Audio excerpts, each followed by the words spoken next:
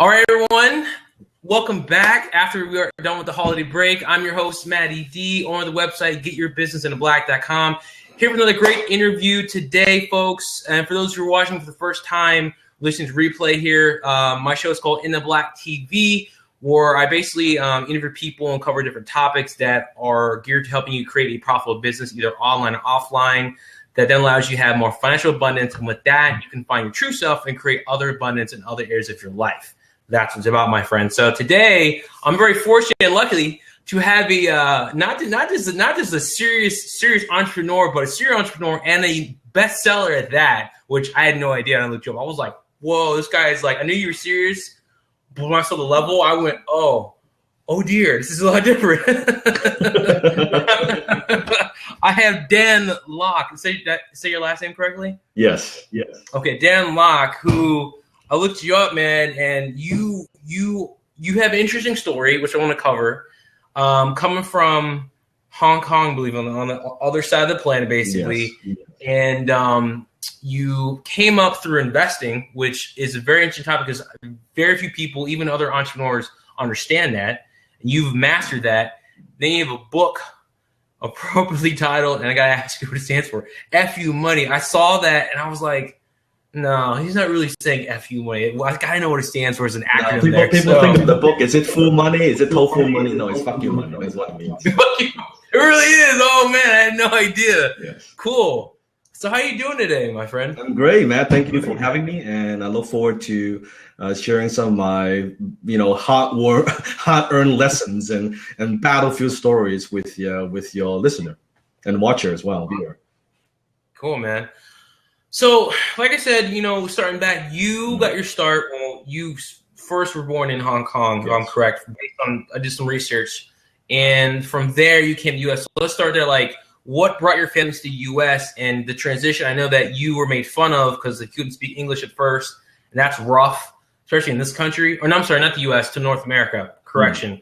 That's rough because, especially in the United States, if you ever came to school here, we can be very rough on people outside. And it's just wrong. Instead of looking at it from, oh my God, you have a different view of life, different culture, different way. How can this benefit me and how can we benefit each other? So let's kind of start there, man. Well, I came to, more accurately, I came to Canada, Vancouver, Canada, when I was 14 years old. And then my mom and dad got divorced when I was 16 years old. So when I was going to high school, I was one of the only 3 Chinese in my school. So because I spoke funny, I couldn't speak a word of English. When I first came here, didn't know anybody, had no money, and couldn't speak the language. So I had to learn English from scratch. So when I was going to school, the kids, they made fun of me, they teased me, they bullied me. I got beat up, every couple of weeks. And it was very rough during that period of time because where I went to school, it's in Surrey in Vancouver. And mostly it's Caucasians and it was a difficult time. So growing up, I was basically alone all the way through high school. Didn't have a whole lot of friends, and had a whole lot of enemies. and I was very rebellious at that time because I felt like, why my mom and dad dragged me all the way to here when I was in Hong Kong. It was okay. Like why am I, like, what did I do? So I had a lot of resentment during that period of time, and I was kind of pissed off. Yeah. Wow. And how did that kind of shape your world and your future at that time where you're kind of like in this spot where everyone seems to hate you, you have very little friends, and your parents like, are you crazy? Why did you do this to me? I'm sure there is some, during that period of time, I'm sure it affected the rest of my life. And maybe that's because then after I got into business, the first 10 years, I was trying to prove myself. Because I think at that time, I felt like I was nobody. And then when I got to the business world, when I was making money, trying to prove to everybody that I'm smart enough, I'm good enough, I am worthy. And a lot of it's ego-driven. And I'm not proud to admit it. But at the time, I think the turning point of my life is when my mom and dad got divorced. And at first, because my dad went bankrupt in Hong Kong. So at first I'm the only child in my family. So at first he was sending us some allowance, and then that stopped. So then my mom was living off the savings that she has. And as the only child in my family, I thought, you know what? I need to fucking stop being a boy. I need to grow up. I need to mature. So then, I got a job working in a grocery, in a supermarket as a grocery bagger. The guys in the checkout and bagging your grocery, take you to your car. Yeah. That was my fucking job. And that was the only job I've ever had in my life. I've only had one job for 1 year in my entire life. And I hated it. I absolutely hated it. And I couldn't take care of my mom, wasn't making enough money, making minimum wage. I thought to myself, there's got to be a better way. There has to be a better way. So then I look into business. I wish, I could tell people, I had, because when I growing up, I wasn't one of those people that had these big dreams. I was going to do this, I was going to do that. And I wasn't one of those people that had a good education, because I was basically a barely passed on my courses. I couldn't speak the language. And I wasn't one of those people that didn't know all the right people or the right places. Because I didn't know anybody. So no excuse for anybody watching this that, it's too hard and then this and that. I mean, if I can do it, anybody can do it. But I think that shaped a little bit of my philosophy. And when I got into business, that affected my journey for sure. And that's from that, I guess I'm always hungry, that I'm always wanted to be somebody, you could say, that to make something out of myself, to be not just like the average. I want to do something great. I want to do something different than everybody else. I like it. I like the motivation there. Cool, man. And then also part of your story, you were fighting a lot. I think at some point you may turn around, you started fighting people instead of them coming to you. Like how did that really affect stuff? And like you almost went to jail. How did that how do you avoid? Oh yeah, because when I was in Hong Kong, I was basically a spoiled, kid. And because my dad at the time when I was in Hong Kong, we were kind of middle class. And my dad had a business. He drives a Mercedes. We had a maid. We were middle class, upper middle class. So life was good, and I always had money. I never always have allowance in school. I always buy everybody. I remember like pop and chips and stuff like that. So I was popular because all my friends. I treat everybody very nicely, and because of that, I had no drive and I was getting into trouble, met some bad people and got into fights and, gangster, just hang around with the wrong type of people. And that's actually two reasons why we immigrated to Canada. One, because my mom and dad, they have some relationship issue. Second is because I was in trouble that my dad had to kind of bail me out from the police station locally in Hong Kong. And I remember we had a talk with the police officer. The police officer pulled in a balcony. I still remember me, my dad, and the police officer in a balcony.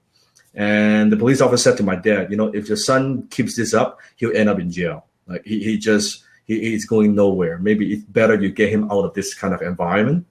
And he did. And so from that incident to immigration, we're talking like less than 3 months. Wow. So that's a rapid change. And then come to North America and go through more challenges. Which only helped to, helped you to be who you are in your path of success. Absolutely. I mean, I see a lot of people, they see their childhood as wounds, that they feel like, I'm coming from a dysfunctional family. Well, Matt, guess what? Everybody comes from a fucking dysfunctional family nowadays. So it's nothing new, okay? Right. And so people look at that as wounds, but when I look at that, I believe that your adversity is actually your greatest advantage. That because after having gone through difficulty, it's like working out. It's like working out for your muscle. Because how do you grow a muscle? You put pain on it. You put stress on it. Exactly. And you are destroying your muscle. You're tearing up your muscle fibers. And when it grows back, it becomes stronger. So I think most people, we have two bank accounts, and a financial bank account and an emotional bank account. So most people, they haven't gone through enough difficulty. They don't know. That's why they're not so hungry. They're kind of, mediocre. But versus, I think those type of experience, it's because I was the only child in my family. And it's because I got beat up. It's because I couldn't speak a word of English. It's like all these things shaped me to who I am today. So when I look at any problems that I have, whatever problems in business, it's like, you know what? If I could got through that period of time, this is a fucking walk in the park. What's the big deal? So that's how I look at it. So your adversity is your greatest advantage. I wish more people had that like mentality. I feel like a lot of us would do so much more in life, and sometimes it's tough. Yes. So you're investing. How did you get into investing, and why investing? Because everyone does their own thing, but there's reason why they get the one thing only. So why that? How? You mean with my involvement as I grew my number of companies. I made most of my money online, as most people know, the search online, Dan Lok. And so with that, then as you make more money, and at first I have to admit, when I was making the money, I was just blowing all the money. Okay, because back then I was trying to make money to feel worthy, so that I'm secure within myself, right? I feel good about myself. So then I was making the money, I was getting a new car every year. I was going out with my friends, and we were traveling together with fucking people, everything. Like we would go to go out and have dinner, and we would like blow $3,000 on a night. Okay. Wow. And I didn't even fucking drink. You gotta understand. Whoa, you without drinking, you blow $3,000 in a night? Yeah, and I don't even drink. They drink. I don't drink. So it was stupid. I mean, it's stupid. And because what I was trying to do, I was trying to buy approval. I was trying to buy affection. I was trying to buy attention, whatever the fuck you call it. But I was trying to buy these things from friends. Well, guess what? Once I realized, when I stopped buying them dinners and travel and all that stuff, they stopped being friends. Now, those are not true friends, as you know. So those are not true friends. So I learned from that. And then later on, I went through a different path. And we all have to go through that. So nowadays, I'm not so much interested in those things anymore. I'm not interested in getting another new car and another new house. I mean, those things don't interest me. I think once you get to a point where first you have to get to survival, paying the bills, have food on your table. Then once you get through that, you get the comfort. You can have a nicer place, have a nice car, have a nice meal, take care of your family, provide for your family and kids. Once you get through that, then I think it's time to strive to the next level. And that's something totally different. I like it. Yeah. So going back to the question, investing, so I was making money. At first, I was blowing all the money. Then I learned that, I talked to my mentors, my mentors. They said, hey, Dan, you can't do this. Like you have to think in terms of, because at the time I was in my mid-20s, right? Late 20s. I was already making more money than most people. And so then go into investing companies and investing real estate. And so, now, I do a lot of different things. We have a portfolio of 21 companies, and, I have some real estate investments as well. In fact, this may help you. Let me give you a framework, Matt. This will help you. Why investing is critical. If you're watching this, you get nothing out of this webinar, get this, okay? Because people come to me all the time. Well, Dan, I want to make money. I want to create wealth. What's the first thing I should do? What's the second thing I should do? What should I focus on? What business should I get into? Here's what I say. I call this concept called the wealth triangle. The wealth triangle. So think in terms of triangle, right? You have three corners. So first corner is what I call high income skills. So write this down, high income skills. So high income skills, I'm talking about skills that can make you at least $100,000 a year. Very simple, $100,000 a year. Now, that could be sales, it could be marketing, it could be any skills, but I'm talking skills that can make you $100,000 a year, just through your own intelligence, your own labor. It doesn't have to be business related. I have a friend of mine, Dale, who is a ballroom dance instructor. Okay, he easily makes $120,000 a year teaching people how to ballroom dance. Wow, that's cool, right? Yeah. I have another friend who's a programmer. Again, makes $100,000 a year, which is whatever. That's nice. So that's the first step: high income skills. Everybody, I think they should focus on that first. Any young people, anyone getting into whatever business, focus on that, because then you are honing your skills. You are not taking a whole lot of risk. You're using your hustle, you're using intelligence, you're using your skills, you're using your brain to make some money. Right. Now, once you have that, then I will move to what I call scalable businesses. Scalable business. So you have high income skills, and you have scalable business. Now, scalable business, I'm not talking about traditional, retail business. I'm talking, maybe it could be internet business, could be affiliate marketing, could be network marketing, could be anything, could be home-based business, but anything that is scalable, that now you're leveraging other people. So now it's people making you money, system making you money. Now, once you accomplish that, then you can move to the last corner, which is what I call high return investments.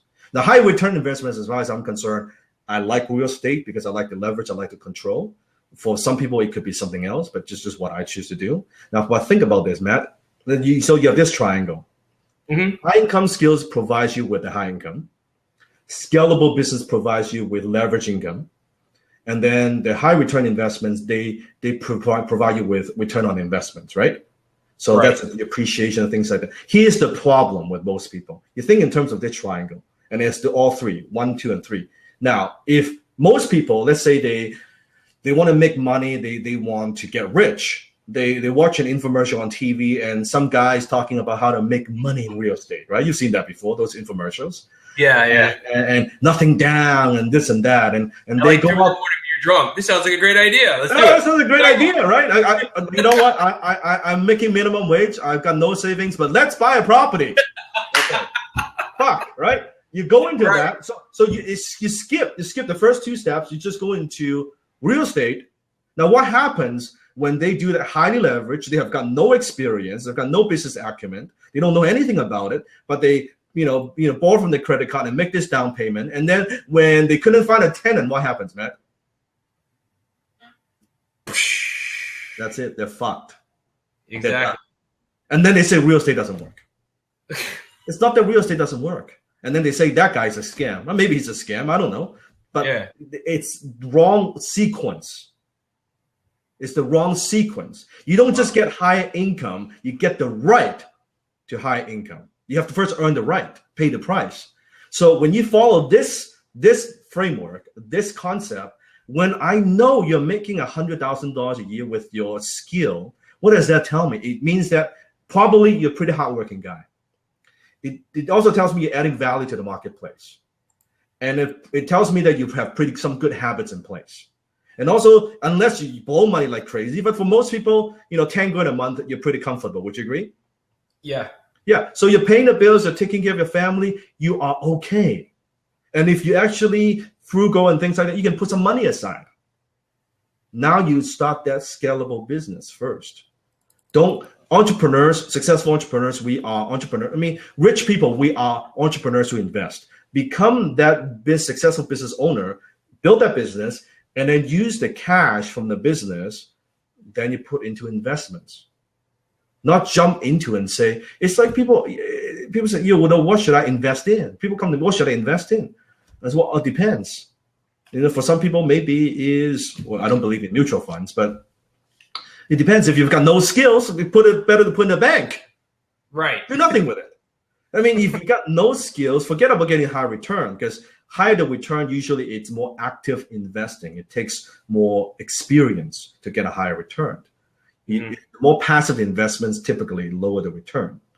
Now, I didn't say risk, though. It's not about risk, because some of these high return investment, if you're intelligent, you're smart, there's not a whole lot of risk. But it's like, it's driving risky. Well, it depends. Right. If you haven't taken any classes, you didn't have your license, and you kind of blindfold yourself, yes, it's fucking dangerous. You kill yourself. Exactly. But if you know what you're doing, you practice, and you get your license, and you've been driving for a few years, then it's not so dangerous, right? It depends. So that's the framework. Does that make sense? Makes perfect sense. Yeah. Hey, for anyone else who's watching, you guys in the audience, jump on, ask a question. I mean, we got the guy for some time. I want to make it interactive. Have a question, please jump on. It doesn't matter. We got Dan here. That triangle thing, dude.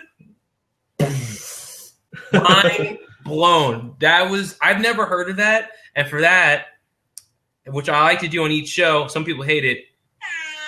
You get the buzzer for that. The rabbit horn. There you go. Awesome. That's we got awesome. Desmond on. Welcome, Desmond. So I never. That makes sense. That makes the whole route a lot simpler. And it tells people what stage in your life what you need to be focused on. So then it's not jumping into one thing another. And people sometimes want to jump into business. Well, the only purpose of a business is to provide you with a future stream of earning. Let that sink in for a minute. The only purpose of business is to provide you with a future stream of earning. So if you think in those terms, most people, they have no business experience. They know nothing about business, and they mortgage their house, and because they've got a good idea. I always say all my problems in life started off as a good idea, right?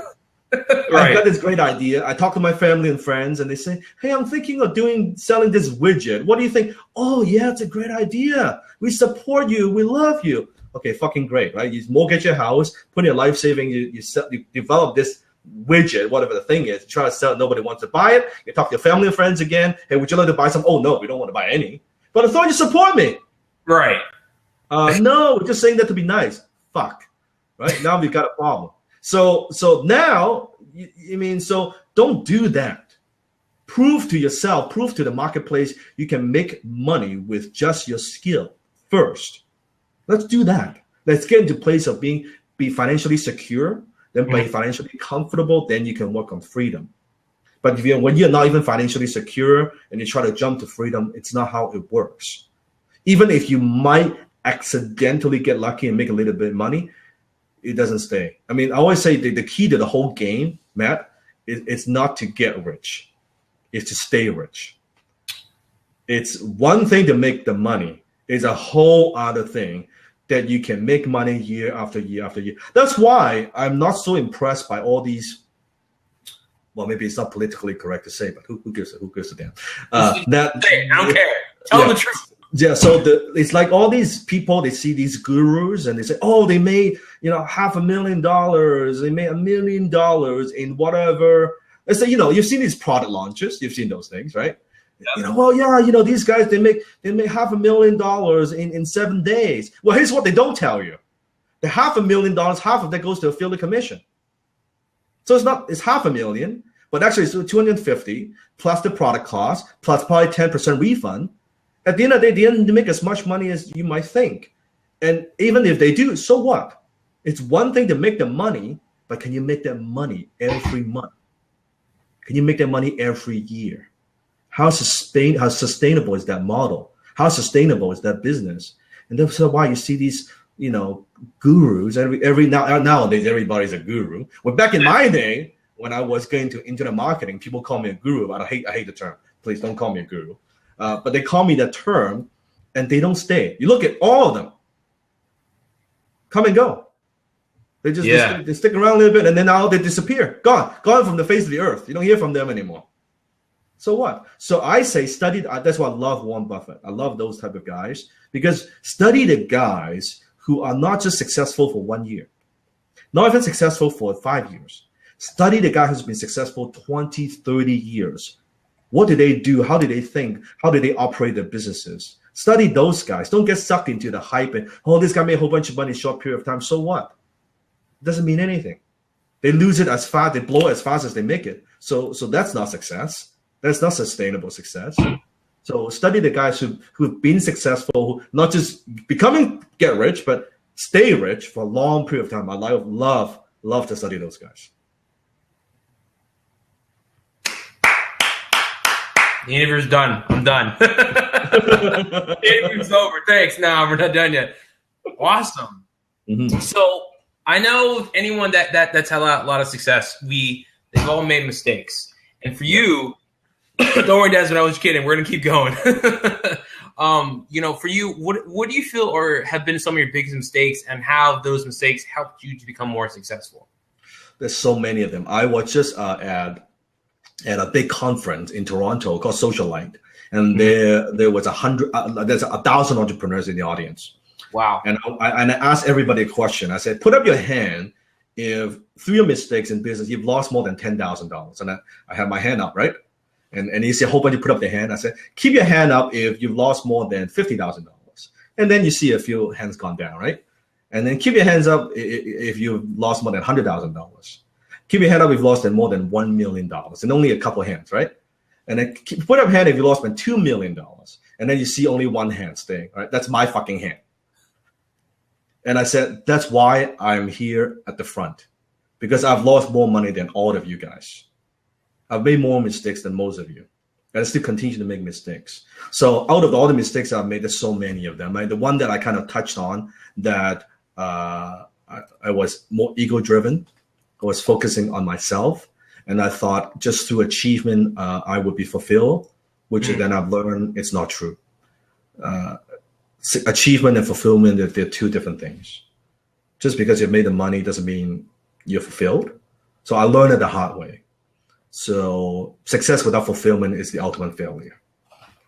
Ultimate failure. So now I focus more on how can I achieve at the same time, but that's something that fills me up, that gets me excited. So now, but funny thing is, Matt, as I focus more on fulfillment, money comes even faster. Money comes even easier. That I'm adding more value. I'm impacting more people. So that's one thing I've learned, that you have to work on both at the same time. That don't feel like, oh, I have to. Yes, in the beginning, you got to work your ass off. You got to work your face off. You got to sacrifice some family time. You have to for the first couple of years. But then focusing on that work-life integration. I don't believe in work-life balance. That's bullshit. Right. There's no balance. But work-life integration. How can you do something that you love to do? You love what you do, and you're adding value to the marketplace. You're helping people. You're serving a lot of people, and you're making a lot of money at the same time. That's one lesson I've learned. Not so much ego-driven and been buying all these things. Now, I know for people watching this, especially the young guys, you don't fucking believe me. You would say, you know what, I want that sport car. That would get me excited, or this and that. Guarantee you, when you get your sport car, the first sport car, the first month, it's kind of fun. Second month, maybe. Third month, you don't even think about it anymore. But you got to go through that. We all go through that phase. But I'm saying the materialistic things, that's not what you aim for. You should aim for more a self-actualization process, that using business to express yourself. I always say an entrepreneur is an artist in commerce. An entrepreneur is an artist in commerce. This is my craft. This is my art. I'm a creator. This is what I used to create. So that's another mistake that I've learned. Not so much internal focus, but focus on more other people. Don't be so ego-driven. Don't be so self-centered. If one more mistake that I could share is, I believe the number one key to business success is to avoid bad assumptions. So most entrepreneurs, or wannabe entrepreneurs, they get into business because they have a great idea. They assume too much. They assume everybody will like it. They assume that this business will take off right like that. They assume that they have enough money that will last in a long time. They assume that once people try it, everybody will love it. A lot of assumptions. But if you can avoid these bad assumptions and be, because we're naturally entrepreneurs, we're naturally optimistic. Mm-hmm. I mean, Matt, don't you? When we look at the bright side of the things, right? The positive. You have to. If you don't, you wouldn't be able to make it. You get, and that makes us who we are. That we are naturally optimistic. But the problem is we're sometimes too optimistic. That we do something and nobody would challenge us the idea. So let's say, someone comes up with an idea. Well, I would say always, well, how do you know it's a good idea? Because you like it? Like who else says it's a good idea?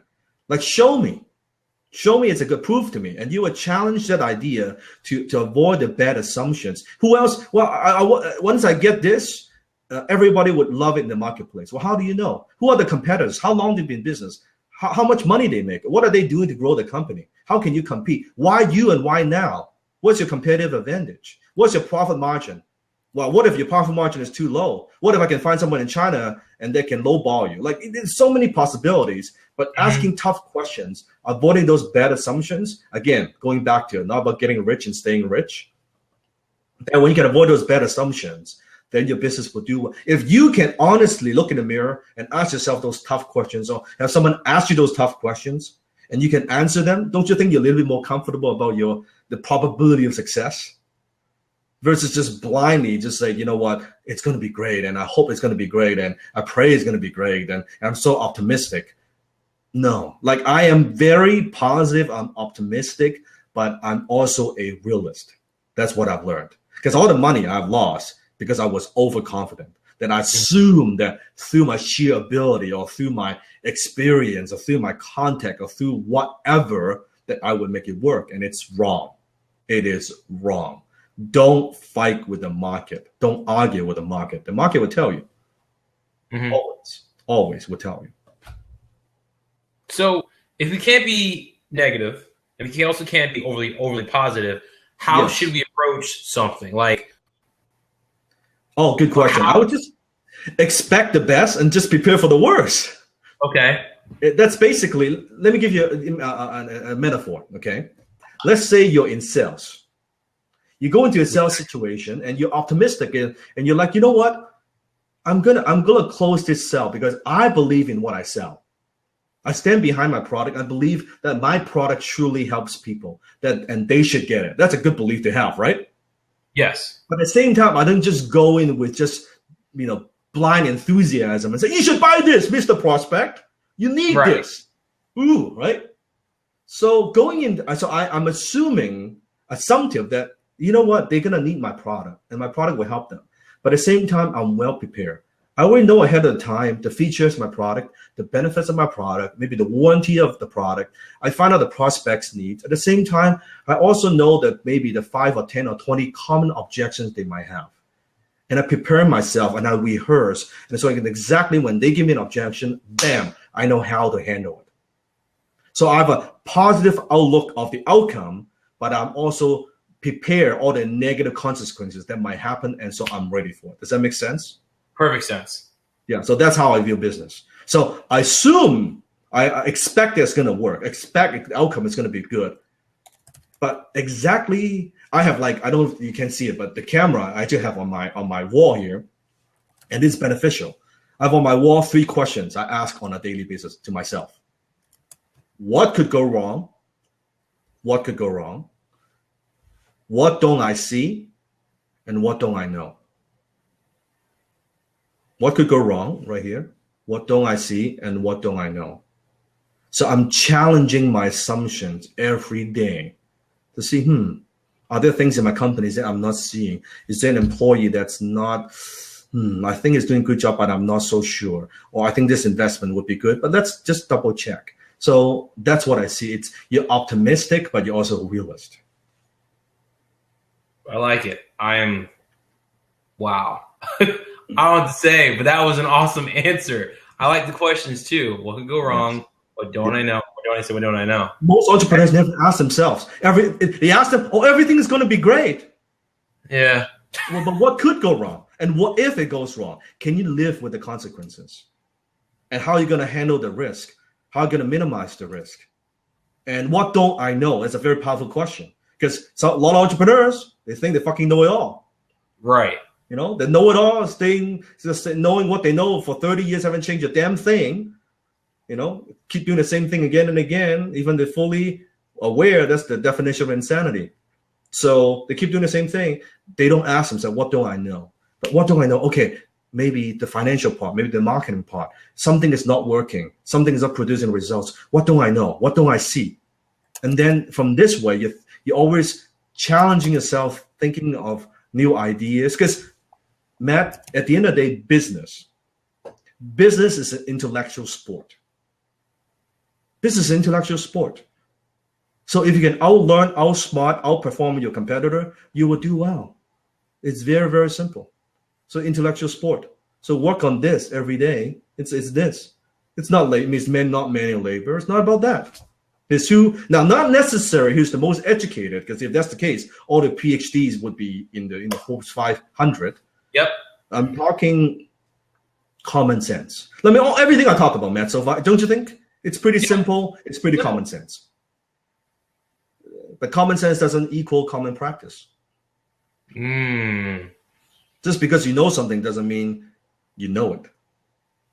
Just to hear about it doesn't mean you know it. How do you know something? Well, do you live it? Are you To living know, it? not to do, to know nothing at all. There's nothing at all. It's true. Yeah, Rocky, it is some deep stuff. That's some deep shit. And sometimes people say I'm quite philosophical. Not that philosophical. It's just that I view business, well, life. I mean, life and business to me, it's kind of the same. Hey, Desmond. What's going on, bro? Okay, so Matt, there's a little bit of a backstory here. Obviously, you know that Dan's my mentor as well, right? So I submit to him because he knows way more than me. Dan, I'm extremely grateful for everything you've done. I continue to do, right? In quote your words, you don't chew my head off, but my God, guys, I got to tell you right now, here's a testimonial. Dan shared with me a secret in like a 30-minute to 1 hour conversation that will completely change the way I do business and how I bring in sales and close sales. So just first of all, guys, you want to get around Dan and earn his respect enough for him to share those kind of secrets. He's the real deal. And he continues, his ripples are like going all around the world right now. So a lot of great things to come. My question for Dan is, Dan, we get a lot of young people. We get a lot of young guys, that are really attracted to you like moth to a flame. And what we're finding is these guys, they come in, they're excited, they watch your videos, but when it comes time to pulling the trigger, or when it comes time to, I don't know, coming up with a couple of $1,000 or a couple of $100 to do something, they get cold feet, or they're worried that it might not work. What if it fails? What do you have to say to that? I mean, like, can you tell more about your experiences with trying something and failing, and what can young people do? What can they expect? What's the reality of the real world? I think nowadays most young people, they are just spoiled. I mean, they have ADD. Their attention span is so like that. Okay, and they think, I try something. Oh, it's not producing result in 30 days. So let me jump into something else. It's not how it works. Wealth is committing to one idea over time. So I say most people actually don't want it that bad. They say they want to be successful, and I want to live the house of my dream. I want to provide for my family. I want to live up to my full potential. I said, no. I look at them. I said, no, you don't. I said, what do you mean? I said, no, you don't. Because talk is cheap. Talk is cheap. I look at the actions. I mean, you're like fucking spending 4 hours a day watching TV rerun. How bad do you want to be successful? So you don't. So don't bullshit me. So that eliminates 95% of people. That's human nature. And thank you for saying, I'm impacting other people and this and that. And I'm happy that I could have effect on people. But I always say I am not in the business of turning losers into winners. Okay, thank you. I'm in the business of helping winners win more. Anybody comes to me that I help them, I work with them, I mentor them. In my book, they're already winners. Like, that's when you're already a winner. But it's just maybe you need some strategies, maybe a little bit of guidance to go to the next level. Because I always tell people I'm good. I can't turn chicken shit into chicken salad. Okay, chicken shit is chicken shit. That's it. I love it. Okay, so if you're a winner, they're already a winner. They have the quality of winner. Yeah, let's make it happen. Let's do something great. But I mean, if they're like losers to begin with, they have a loser mentality. They have a scarcity mentality. They are like lazy as fuck. Then I mean, there's nothing I can do.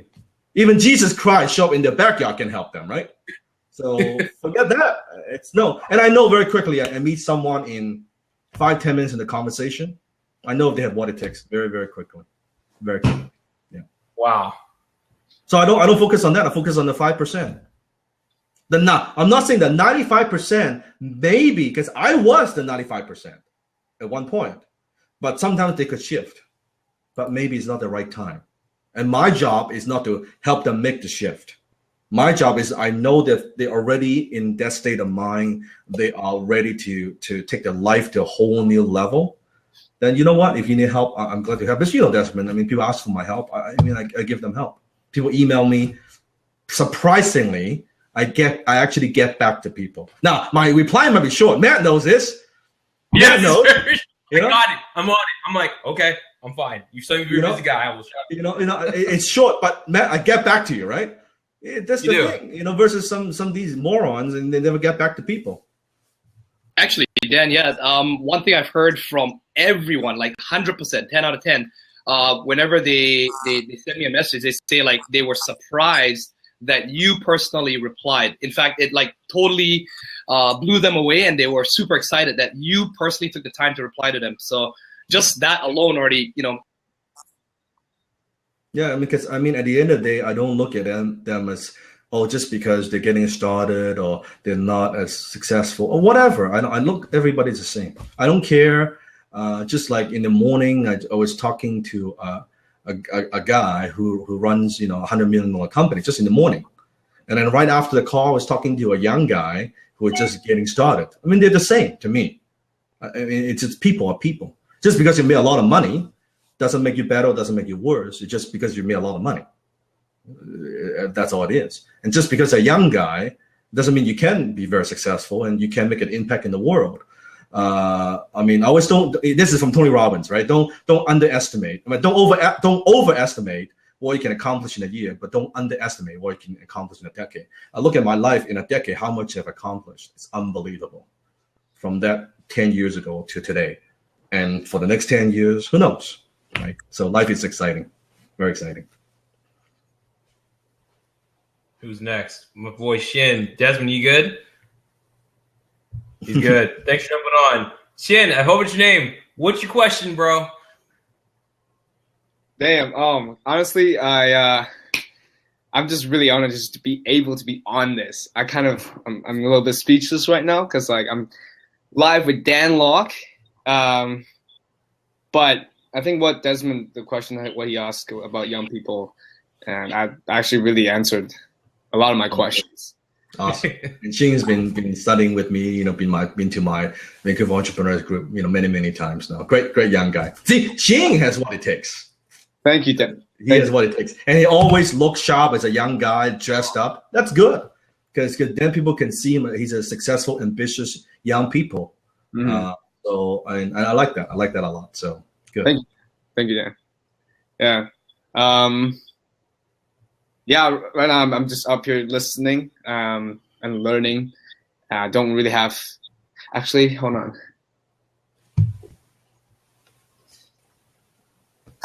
Okay, I have a question then. I'm involved with Empower Network. I have another business with Generation Y advertising where we do Facebook advertising for businesses. And what I've learned from a lot of people that cold calling. How do you build trust when trying to get clients over the phone? Yeah, that's a pretty good question. Matt, do you think that's a good question? That's a good question because a lot of people don't like cold calling. I'm in telesales, so yeah. So first of all, for any people who are listening to this who are in sales, by the way, we're all in sales. We're all in sales. What you do, okay? You are a teacher. You're selling to students. You're a parent. You're selling to kids. Vegetables versus chocolate. Okay, we're selling every day. People have to get now in the business world. We're not selling products. We're not selling services. We're selling trust. Okay. Forget what you're selling. The thing you're selling. Throw that out the window. Focus on we're selling trust. So if we are selling trust, you think in terms of a lot of stuff that we learn in traditional sales. In this day and age, actually, they don't work anymore.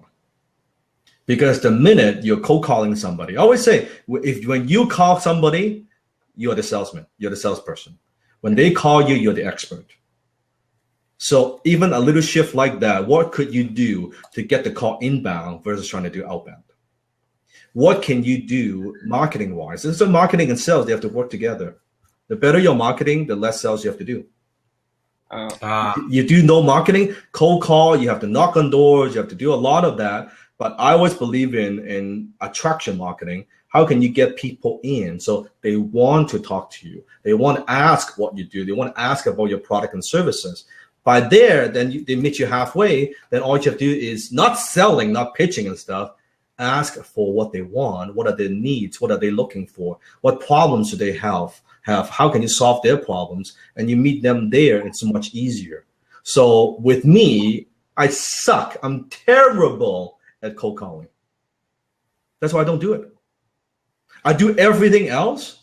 So to get, in my case, investment or deal flow or raising capital, I do everything I could. So I track those things so I don't have to pursue. It's like if you think of this as a dating analogy, and Julia is watching this. It's like a guy, you go to a pub full of beautiful girls, and then you try to ask everyone, "Oh, can I buy you a drink?" And that's you're chasing them, you're pursuing them, right? It's very difficult, and you might get some yeses, but it's a difficult environment. You're gonna get a lot of rejections, right? You guys agree? Now, versus if you've watched the show, what is it? The Bachelor. Yeah. One guy, group of beautiful women fighting for one guy. That's a good environment to be in. So the question is, how can you structure your business in a way that you put yourself in that kind of environment? So you are the only one. The great thing about what I do and then tell people, there are how many entrepreneurs in the world? There's only one Dan Lok. Supply and demand, a good position to be in, right? So that I can pick and choose and cherry pick any deals I want to work on, any people I want to work with. That's a good, and that doesn't happen by accident. Yeah. That it's very strategically built. I build it. I make myself a brand. I promote myself. I create the deal flow. It doesn't just, I don't just sit at home and kind of wait for things to happen. It's not how it works. Does that make sense, Gene? Yeah, it makes sense. Yeah. I guess for now, what I'm doing in the Power Network when I do the Shinchang brand, that's what I'm doing. Writing blogs, posting videos, tweet, and this kind of be omnipresence. 10x action, like Grant Cardone. But I guess the initial stage, though, for let's say for my Facebook business, trying to get clients first to grow that portfolio, credibility as well, because easy. I don't believe in that's what I did in the beginning of my career. I piggyback my other people's credibility, branding by association. So when in the beginning, you guys didn't know any about my background. At first, when I started, I was a copywriter. Yeah. And as a copywriter, I was charging $200-300 to write a campaign, nothing, versus other copywriters charging $10,000 to write a campaigin. Right. Well, how do I do that? So I put together a product called $1 Million Marketing Secrets of the World's Greatest Copywriters. It was a terrible title. See, I made a lot of mistake. Anyway, so I put together that product. I interview these top copywriters and I interview how they do what they do. And then I insert myself. I hire a guy to do an interview with me.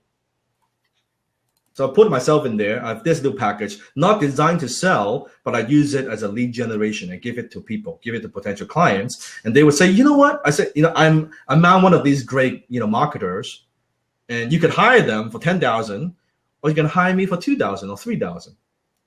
Oh, I'm not gonna pay $10,000. You're only $2,000. I'll hire you. So from early age. So I would say any young people piggyback others' credibility, piggyback other your mentor or other people, other successful people, because you're getting started, right?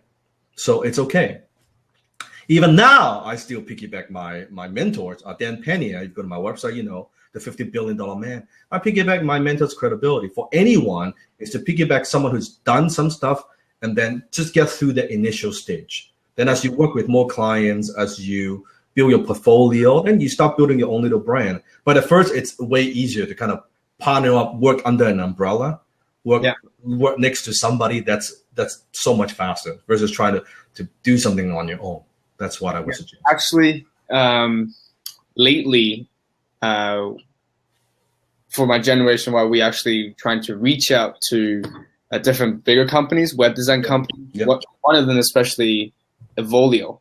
Like a big car dealers, a website design firm in Toronto, and I actually have a set up meeting with a guy tomorrow. Like some kind of partnership. Do you have any tips on that? When it comes to talking to, a bigger brother and then working out. Okay. It's the first. This goes into deal making and a whole bunch of different things. So it's a long conversation. I mean, deal making it's an art by itself. But it's the first initial deal. I would say don't get so fucking greedy. Leave some money on the table. Let them make most of the money, so it's irresistible for them, and just get the deal done. get the first couple of deals done. Then you build a credibility. So let's say whatever percentage you're going to work out with a guy. If the guy wants a little bit more money and this and that, that's great. Do the first deal.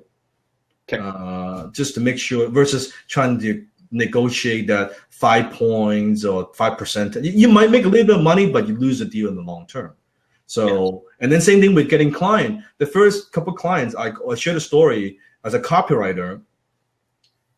I focus on who could I get if I get that person that would give me everybody else. So as a copywriter back in my early 20s, I focus on getting one person. At that time was J. Conrad Levinson. Now, for those of you who don't know, Jay wrote the book Guerrilla Marketing, one of the mega best-selling books in small business community. Sold about, I think, 30 million books worldwide. The Guerrilla Marketing book series. And at the time, in my career, I approached Jay and I said, Jay, I look at your website. I said, can I write for you for free if you like my work and you give me a little testimonial? And I did that for free. And Jay loved what I do, and he gave me a little testimonial. And then he loved it so much because at the time he was marketing his Guerrilla Marketing Association membership, I believe. And what I wrote kind of tripled his response. So then he was so kind and said, you know what, Dan, you do such a great one. You're a great young guy. I like your energy. Let me promote to promote you to my people, to my group of entrepreneurs. And so that kind of started my career. And unfortunately, I mean, it's very sad. Jay passed away a few years ago. He actually, I believe, he wrote a foreword for my book in my Live Salon Owners Believe. He wrote a foreword for that book. And I believe it's the last foreword he wrote before he passed away. And that relationship, so that's what I mean. Don't get greedy. Let them make most of the money. Get the deal done first. Kingpin clients, who could you get if you get the person would get everybody else? Maybe you make less money or no money from that client, but you can use that to leverage to get everybody else. Yeah. Okay. Yeah. Thank you very much, Dan. Welcome. That's powerful. Thank you. Thank you, Shin. Julia, thanks for patiently waiting. Question. Can you guys hear me okay? Yeah. Yeah. Perfect. First of all, thank you so much for taking the time to do this for us. I really appreciate it, Dan. I guess I have two questions. First is like, okay, I'm totally on that page with you about the attraction marketing.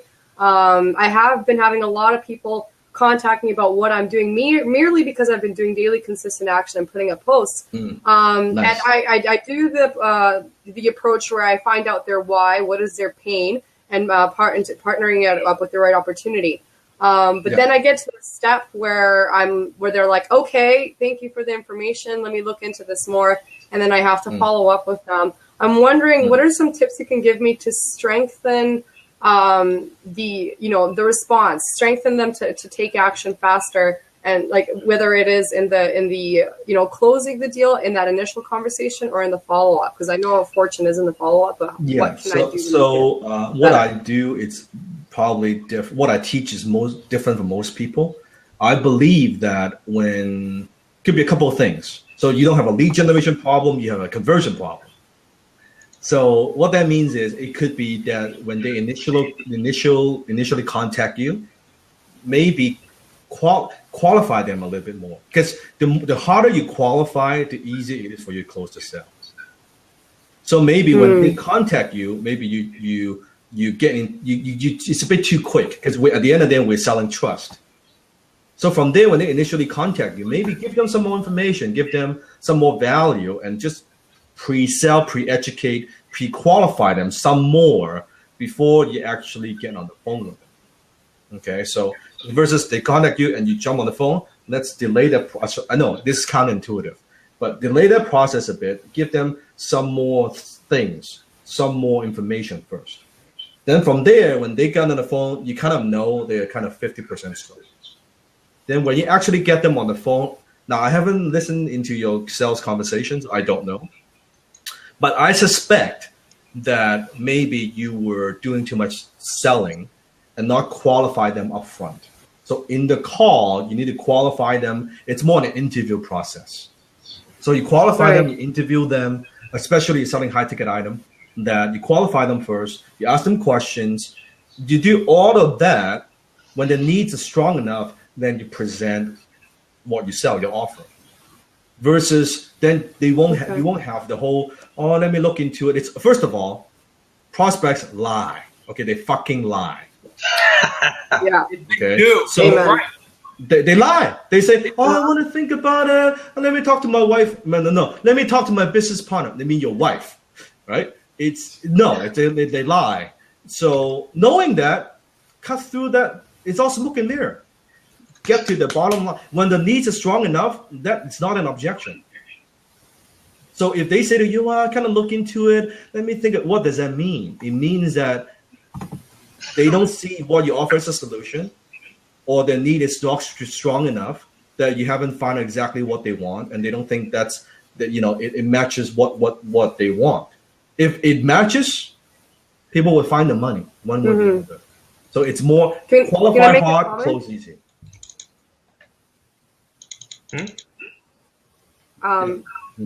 The way I've been doing it with my prospects is because what I ultimately sell is the opportunity for people to actually live their passions. That's my brand, right?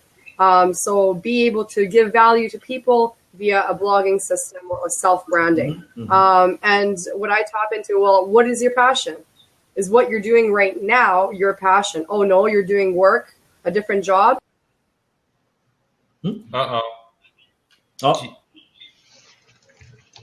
Dropped out. All right. Rocky, Mr. Vega, while we're waiting to get back, what's your question, bro? All right. How you doing, Dan? I have two questions, actually.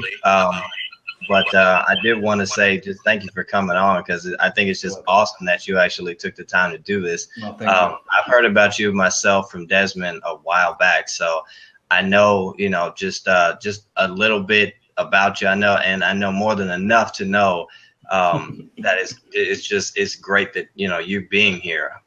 My first question is, what would you say somebody can do to start building wealth and get in the black if they have almost no money at all? Well, I talk about the wealth triangle. Okay. Get the high income skill first. Because I always say, people say, oh, I don't have money. No, you need money to make money if you're in business. But I always say, if you can't make money without money, you probably can't make money with money. So it means that what's the skill that you have to, or you need to get, you need to acquire, you need to develop and gain, so you can deliver some value to the marketplace that you can charge for. It could be, I'm just making this up, okay? It could be marketing, it could be sales, it could be search engine optimization, it could be whatever field that you're in, but you need something first, because there you have no risk. You're making money. You are trading your skills for dollars. Start with that. Find out what that thing is first. That Rocky, that works for you. That is your natural talent that you're good at. Let's start with that first. Then worry about starting the business and then doing all that stuff. But get to that $100,000 a year. I think that's the bare minimum. Because less than 6% of the population makes over $100,000 a year. 6%. Less than 1% of the population makes over $325,000 a year. So when you're getting that $100,000 level, you're at the top 6%. We get to the $325,000 a year level, you're at the top 1%. That's something special. That is something very, very special. When you get there, your presence, your psychology, your state, it's different, because you now know that, hey, you know what? If I can do this, imagine what else I can do. Does that make sense, Rocky? So find that one thing first. Absolutely. My other question, is there such thing as being too aggressive or too in your face when you brand yourself to your audience? It could be. And everybody's different. I think when it comes to your personal brand, you have to know, I mean, at the end of the day, it's about authenticity. Who you are. My brand, I mean, I'm more known as the kind of the no BS and tell the truth. And that's my brand. Don't try to be me. Don't try to be Dan Lok. Be Rocky. Whatever works for you. It's like I have some young guys. It's funny. I have a young guy who comes to me and has been, studying my work, and he's like 20 years old and started copying the way I speak and dropping the F-bomb everywhere. I said, don't do that. Be yourself. It's not who you are. This is who I am. I don't give a fuck, but this is who I am. Right? so for them, I said, but don't try to copy and imitate. You gotta develop your own style. So not so much now. However, that's your personal brand. When it comes to personal brand, you have to ask yourself the two questions: what do you want to be known for? That's the attributes or qualities. What do you want to be known for? And what do you don't want to be known as? Okay. What do you want to be known for? What do you want to be known as? So when you have those type of things, when it comes to the aggressive, when that is solid, I don't believe you can get too aggressive by pushing yourself, getting out there, posting, Twitter. No, but don't get aggressive with your brand if that's not who you are. If that's who you are, by all means, write the next FU Money book. Awesome, right? But if that's not who you are, don't try to pretend, because people can see through that. Like people can see through if you're being fake, you're not being sincere, and you're not being who you are. People can watch a video like this, 30 seconds, they know that guy's pretending to be something else, right? Versus that's who you are. So that's what I would recommend. All right, thank you. Welcome. Awesome, Julia. You're back. You're back. Am I able to finish the question I had? Yeah, please. Yeah. Is it okay if I finish my question? Go for it. So what I wanted to just share my pre-qualifying stages. I sell the opportunity for people to live their purpose. And whenever I pre-qualify, I ask them, are you living your purpose right now? What is your passion? And for the most of the times, people are doing a job to fund their passion, right? So then, and I asked them, okay, if you love music, for example, to what out of how serious are you about actually making this a reality? And then they'll say, if they say 10 or higher, that's the only time I actually go forward with the opportunity. And then I asked them, well, how much money do you need a month to replace your job to do your dream, right? And then the next question is, how much are you willing to invest in order to make this dream a reality? So these are all the pre-qualifying questions that I go through. Is there anything that you would add to this pre-qualifying stages that would improve you're asking them, but you're not qualifying them. Qualifying means that, what's your passion? And that's all nice. But think in terms of in any sales conversation, okay? Anyone that you get in touch with, Matt, you find this helpful because you're in sales as well. So you think in terms of the minute they talk to you, they are they're on this scale, on a 1 to 10, okay? 1 to 10. So if they're on 1 to 10, if they're at a 3 or 4, in terms of how bad they want this, if they're 3 or 4, you need to bring them up before you talk about your offer. You can't just jump into. If they're 3 or 4, you got to bring up to 9 or 10. So a few things. When I say qualifying, it means a few things. You need to find out what are their needs, how urgent are those needs. So needs, timing, how urgent, timing. Do they have the budget, money, and then who can make the decision? So you got to find out those 4 things. Okay, and if you qualify them hard, it's like, well, what's your passion? That's good, but what are the pain points? Why are they even talking to you? What are they looking for? Their passion is nice. It means it's like, well, it's not so pleasant not to live my passion, but it's not painful enough for them to change it. So you need to dig deeper and find out. Well, tell me why. I always ask the question, why? What's the problem? Not living a passion. Most people don't live their passion. They're okay with that. I have, and I just got married, and my kid, my wife is pregnant, and I want to provide a future for my kid. Now that's different. That's very different. You need the why has to be strong enough. You need to dig way deeper. Then you can use that. You bring them up to scale, and then when the need is strong enough, they would sell you why they want to do it, not why you tell them they should do it. No, but if you're at the 3 or 4, you kind of try to pull them up. No. Just ask questions and bring them up. When they're 8 or 9, then you can talk about. And I always like to talk about money up front. I don't like to leave it because if they're not even have the budget, then why are we talking? This is just like chit chat about the weather. They don't actually want to solve the problem that bad. And that's okay. That's perfectly fine. I mean, what we have, whatever you do, whatever product and services that you do, it's not for everybody. That's okay. But you don't need to spend an hour with them on the phone to find out. You can spend 5-10 minutes and you would know. Yeah. Very useful. Very useful. Just tap in more into the pain and get them up to that level of pain. I always They're say, not there yet. Yeah, let me leave you with one last thought. The sales conversation should not be a pleasant experience for your prospects. They should not get off the phone and say, yeah, no. It should be like, they should be paying the experience, because that's the only way people would change. Wow. Everything is like comfortable. No, like I love on the phone, if I'm closing a deal, I love silence. It means they're uncomfortable. Then I, drink my tea and I just silence. Little boss move. I love it. That's what motivates people. You're gonna have to hit rock bottom to be like, okay, I need to change.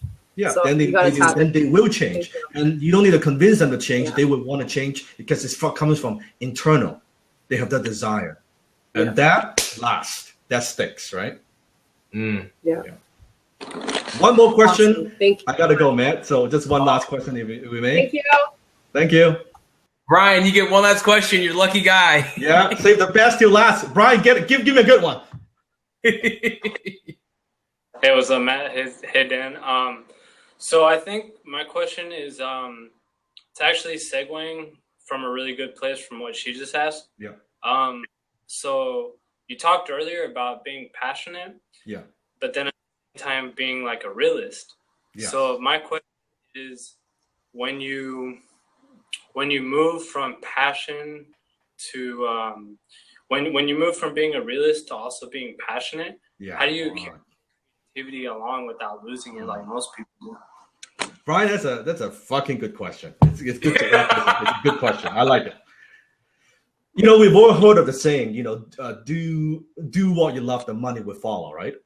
Yeah. We've heard of that before. And people always say that. I always sometimes ask in the audience, say, put up your hand, how many of you are doing what you love? And I heard of do what you love, money fall. Everybody put up their hand. And I would say, then how many of you are doing what you love and you wonder what the fuck is the money? So that doesn't work. It's not do what you love and the money will follow. I always have this story with my friend. I have a friend of mine who is a very well-known international sales trainer. And sometimes with this conversation of doing what you love, money will follow. And we have this discussion, and he said, you know what, Dan, what I love to do is I would love to just stay home and spend time with my kids in my underwear and have a beer on my hand and just my wife on the other hand and just watch a basketball game. That's what I love to do. Now, the problem is I can't figure out a way to get people to pay me and watch me do that. So until I do, I have to get on the road. I have to travel. I have to do shit that I don't like so I could do the things that I do like. So what I mean by that is this, Brian, is that at first, young people focus too much on that. Let's just focus on, make sure your passion, it can you actually build a viable business from it. Let's be a realist. Okay, like can you be a business? Can you get rich doing that? Can you create wealth doing that? Are you actually solving people's problems in the marketplace, or you like playing the fucking guitar at home and nobody wants to listen to? You know what I mean? Are you solving people's problems? Let's establish that first. If it is the case, then build a business around it. If that's not the case, then it's like, I like to, do a little bit of ballroom dancing, a little bit of exercise. Well, it's a hobby. That's not a business. Hobby is a hobby. So because of that, then I would say the truth is, so the lie is do what you love and money will follow. Truth is love what you do and be damn fucking good at what you do. Be world class at what you do and actually deliver real value to the marketplace. Find a group of people that you could serve, that you can help, you can transform their lives and do well with that and build from there. Doesn't have to be a big group. Could be a small 10, 20, 30 people. Do that first. Serve those people. And then you go from there. So I'm very passionate about what I do, but there are things within my business that I don't like. There are aspects of business that I don't like to do, but I have to do it. It's like I love teaching. I love getting on stage, inspiring people, motivating people, teaching people. Hate Listen to me. Absolutely hate getting on a plane and traveling. Hate it. Wow. But Bryan, Matt, if I don't get on a plane and do that, how could I do what I love? Does that make sense? Makes sense. So I don't have the excuse, well, yeah, I don't want to get on a plane. That's not, no. I'm willing to pay the price and do whatever it takes to get to so I can do what I love. So sometimes you got to do stuff that you don't like to do. Make the money first. Then you can do all these things. When you got, no savings, not making enough money, talk about passion and all this stuff. We live in a real world, right? You got to do that. You got to make some money. And I'm not money driven, but I'm saying get to a point where you don't have to worry about it. You don't have to worry about paying the bills. Then you can talk about vision, path, purpose, and all that stuff, right? Does that make sense? Yeah. Awesome question.